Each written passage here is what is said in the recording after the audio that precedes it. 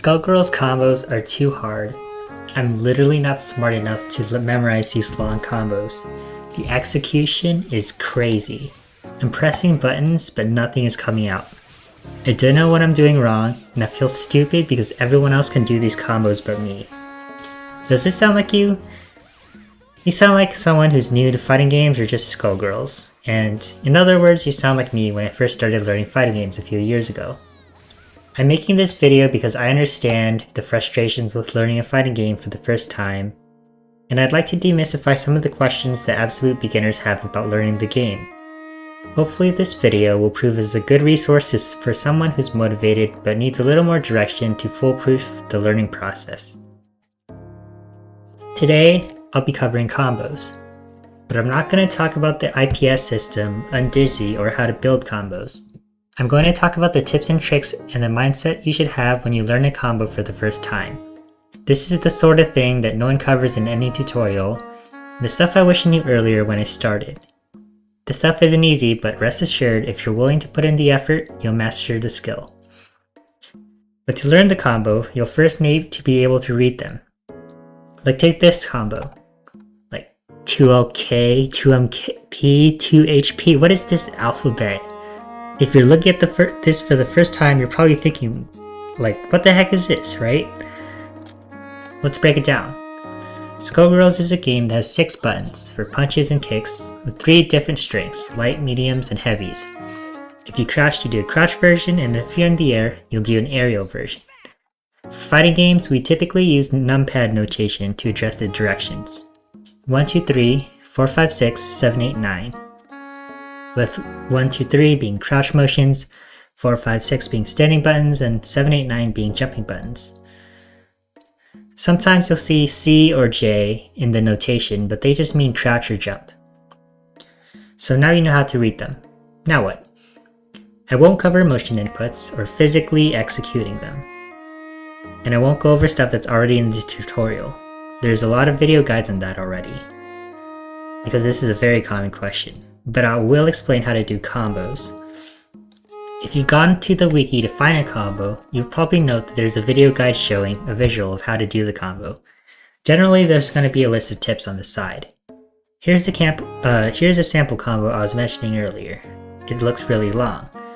But if you really think about it, there's ways to break down the information. There's several parts that you can practice and learn in isolation. This is a psychological strategy called chunking. There's a lot of sciencey words, but the gist is it's easier to learn things in parts than you can by learning something continuously. So let's approach this combo from that method. First, you have the first string. Then you have the second string, and the third, and the fourth, and the fifth, sixth, and finally the ending string. So, if you really think about it, you don't need to think of it as learning 18 buttons in a 30-hit combo, you're just learning 7 strings. And that's basically Skullgirls, putting together strings. And when you're starting out, or you're learning, you can just use the strings that have been pre-made. As you get better, you can mix and match the strings depending on the situation. So let's do the first string. It's a light, medium, heavy combo that leads into a launcher. Keep in mind, you don't have to press quickly to do combos. At least not always. Oftentimes, moves can be lenient. Here's an example of me doing it slower.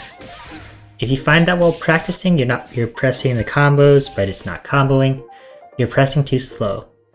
If you find that some buttons are being skipped, you're pressing them too fast, either by having your inputs being eaten, or simply just canceling them before the move can finish, due to how chains work. Anyways, using a move with launcher properties will let you jump and continue your combo. I recommend holding up forward relative to your position. So the first part of chunking, you can just keep practicing this until you feel like you can do it in your sleep. Do it for about 10 minutes or as long as you feel comfortable facing right. I'm stressing that you need to do it for as long as you feel comfortable. It could be 10 minutes, it could be 20, it could even be more. If you're an intermediate player, you can do this in your sleep, but as an absolute beginner, you need to get used to feeling where your buttons are, like physically on the controller. Think of it as learning touch typing for the first time, or learning an instrument. Or at least I assume so, because I've never played one. Anyways, the next step is to do it facing left. Yep, you heard that right. Skullgirls is a game that has you jumping left and right. This isn't Tekken where you can pick what side you can play on. You should be able to do it on command regardless of where you're facing. And if you're feeling awkward, good. You're normal. Keep doing it until it stops feeling awkward. Alright, so you've learned a whole string. That's one whole string more than you learned 20 minutes ago. So, on to the next one. So you're in the air, now what? This is the part where people panic. Your first time in the air and your first time connecting a string. If you didn't panic when learning for the first time, then you're a genius and this video isn't made for you. Yeah, I'm bitter. Anyways, when you're doing an air string, it really matters how you time your button presses. Hitting someone as they're rising can abruptly decrease their ascent. But hitting someone right as they hit the peak of their height will allow you to take advantage of heights to do your combo. You'll find that for many combos, you need your opponent to be at a specific spacing at a specific timing to make it work. Just like making sure you're matching the beat of a rhythm game. Don't worry about not being able to reach someone in time.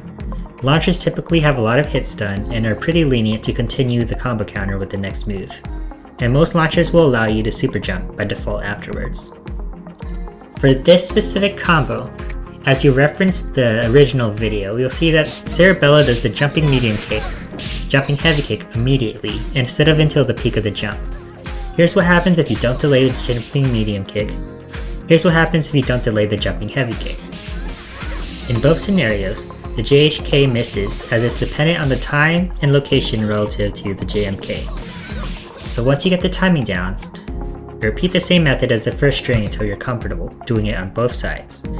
You don't need to do the entire first part of the combo. Remember, we're just chunking here. Start by going from the launcher to the second string. After you're comfortable with that, then you can try doing it together with the first and second chunk. If it feels awkward, that's normal.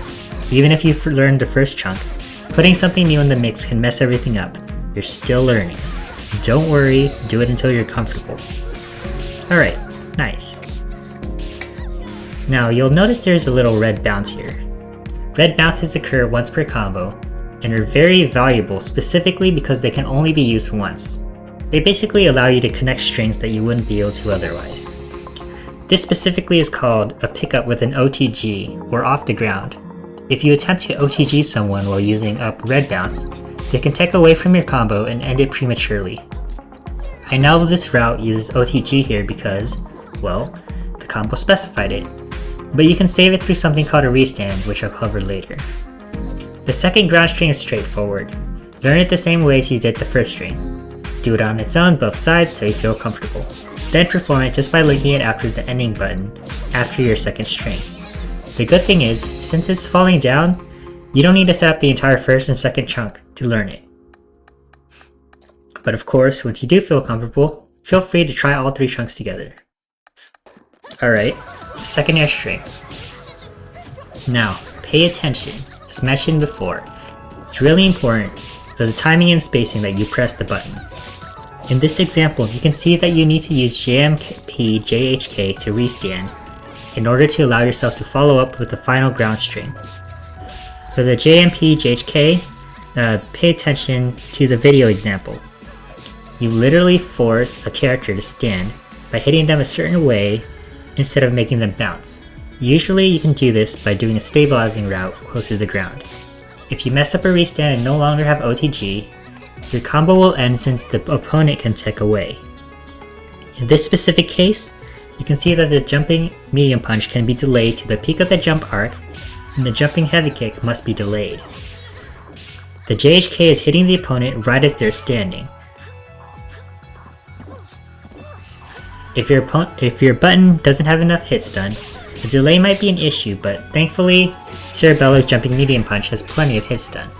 If you don't do the delay, the JHK finishes while the opponent is airborne, which sends them flying straight down and bouncing away without the OTG. If you do it correctly, you'll finish your restand without needing OTG. Again, repeat the chunking process. Practice the transition, then slowly integrate the earlier chunks. Next you have third ground string, a medium and a launcher. This is pretty straightforward because it's not reliant on the previous combo to set up. Just practice until you're comfortable. Now, you're in the final air string. You'll need to make sure that this restands to know that there's no to G. What you may notice is that there's a weird N in the notation. This means that there's no specific number of times that you need to do this to work. Some Skullgirls combo routing requires finesse, and you'll need to learn specific character tricks depending on the type of combo you're learning. When I learned this combo, I went to YouTube and I found a very nice video by Mr. Peck explaining the timing. There's no easy way around it, and you'll come across this issue eventually, but if there isn't a video, there's very likely a Mizumi tip in the combo page or character specialist in the Discord that can help with the answer to your specific question. At the last chunk, you do the ender, a longer combo string that maximizes undizzy, ending in a special and a super. Practice doing the specials and supers independently if you're not comfortable.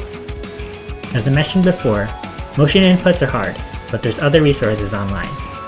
But if you want some general advice, you can start doing the motion during the ending animation with the last normal and pressing the button directly after the animation ends while you're pressing the last direction. Alright, so you did all the chunks. Great. You learned the combo. Now put it all together and do it facing both sides. And maybe after 2 or 3 hours of doing this, maybe even 5 hours, you think you can do it. You don't need to break down into chunks anymore while practicing in the lab. You feel like the kill stage after winning Evil 2024. So you learned it. Are you done? You're learning it. That's done, but mastering it is another story. You're probably thinking, man, I know this combo. I'm gonna take it online and kick ass. My friend who hasn't put in the work like me won't see what's coming. If you think you can do it, go ahead. Pause the video, do one game, and come back. If you did it, great. You don't need to watch this video anymore. But if you panicked and screwed up the simplest strings in the first game you tried the combo, you are not alone. You probably focused so hard that you played terrible neutral and defense, or you got so mad that you were losing that you gave up on practicing the combo and just started button mashing. So, now we go into mastery. Something you may have heard from the broader FGC is that CPUs are terrible for learning. They don't act like humans, they have inhuman reactions. You aren't going to learn to beat people up if you just play bots. And that might be true if you're learning to beat people. But we're just learning how to practice combos here. And going as far as to say that they're pointless is a little too far. Something they are good at is gatekeeping a basic level of strength. The CPU will always be at the level you set it as, whereas in Skullgirls, due to the size of the community, it can be difficult to find people at your skill level at all hours of the day, and even small skill differences will translate to a severe beating, which is probably why you got frustrated in the first place. CPU fights serve as a safe place to practice combos and generally gain familiarity with the controls. It doesn't matter if you get bad habits from doing this because you'll naturally unlearn those habits as you get better at the game. And you'll develop more bad habits that you'll have to practice. Rinse and repeat. By the way, there's no shame in using the lowest difficulty setting to start. In fact, that's what they're there for. Beginners. I remember the first time I fought a Sleepwalk AI to show my friend a combo I practiced and I got waxed.